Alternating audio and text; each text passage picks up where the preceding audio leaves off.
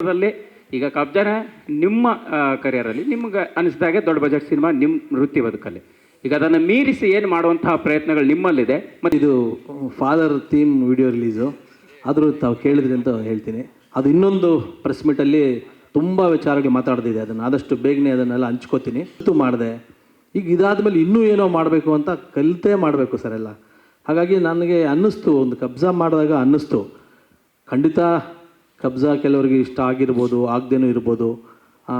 ಅವ್ರಿಗೆ ನಾನು ಮತ್ತೇನು ಮಾಡಬೇಕು, ಮತ್ತೇನು ಕಲಿತು ಕೊಡಬೇಕು ಅನ್ನೋದನ್ನು ಒಂದೊಂದು ಸ್ಟೆಪ್ಪು ಮೇಲೆ ಹೋಗಬೇಕು. ಹಾಗಾಗಿ ಡ್ರೀಮ್ ಕತೆ ಇದೆ ಸರ್. ನಾನು ಇಂಡಸ್ಟ್ರಿಗೆ ಬರಬೇಕಾದ್ರೆ ನನ್ನ ಚಿಕ್ಕಂದಿಂದ ನಾನು ಕೇಳಿದ್ದು ನೋಡಿದ್ದು ಒಂದು ಮೈಥಾಲಜಿ ಕತೆ. ಅದನ್ನು ನನ್ನ ಲೈಫಲ್ಲಿ ಅದು ಮಾಡಿದ್ರೆ ನನಗೆ ಮ್ಯಾಕ್ಸ್ ವರ್ಕ್ ಮಾಡಿದ್ದೀನಿ.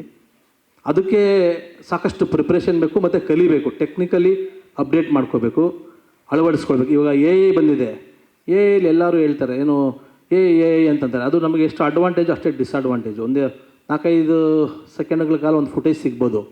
ಬಟ್ ಅದನ್ನು ಇಟ್ಕೊಂಡು VFX ಇಟ್ಕೊಂಡು ಟೆಕ್ನಿಕಲಿ ತುಂಬ ಇದೆ.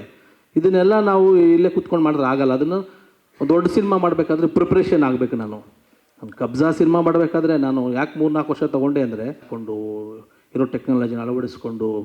ಹಾಗಾಗಿ ರಿಸಲ್ಟ್ ಕೊಡೋದು ನಮ್ಮ ಪ್ರೇಕ್ಷಕರು, ನೀವುಗಳು. ಖಂಡಿತ ನೀವೇನು ಕೊಟ್ಟರು ನಾವು ತಲೆ ಬಗ್ಗಿಸಿ ತೊಗೋಬೇಕು ಮತ್ತು ಕಲಿತು ಒಂದು ಒಳ್ಳೆಯದನ್ನು ಕೊಡಬೇಕು ಅನ್ನೋದು ನಾನು ಪಾಲಿಸಿ. ಸರ್ ನನ್ನ ಡೈರೆಕ್ಷನ್ದು ಖಂಡಿತ ನಾನು ನೆಕ್ಸ್ಟ್ ಪ್ರೆಸ್ ಮೀಟಲ್ಲಿ ಹೇಳ್ತೀನಿ.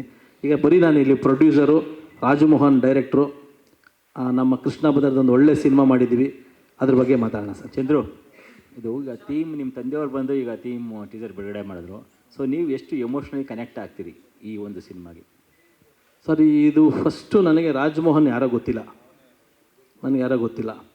ನನ್ನ ಸ್ನೇಹಿತರೊಬ್ಬರು ಫೋನ್ ಮಾಡಿ ಒಬ್ಬರು ಒಂದು ಕತೆ ಹೇಳಿದ್ರು, ಚಂದ್ರು ನೀನು ಫ್ರೀ ಇದ್ದರೆ ಕತೆ ಕೇಳ್ತೀಯ ಅಂದರು.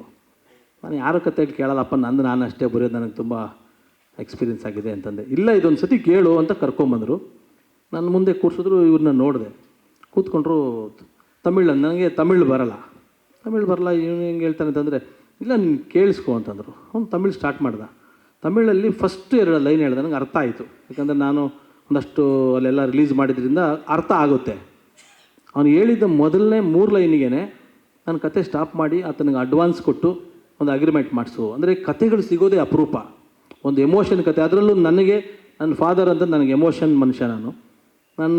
ಭಾಳ ನನ್ನ ತಂದೆಯವರು ಕನೆಕ್ಟ್ ಆದರು. ಮತ್ತು ನನಗೆ ಗೊತ್ತಾಯಿತು ಇದು ಎಲ್ರಿಗೂ ಅವ್ರ ಫಾದರ್ ಕನೆಕ್ಟ್ ಆಗ್ತಾರೆ ಅಂತ ಅನ್ನಿಸ್ತು.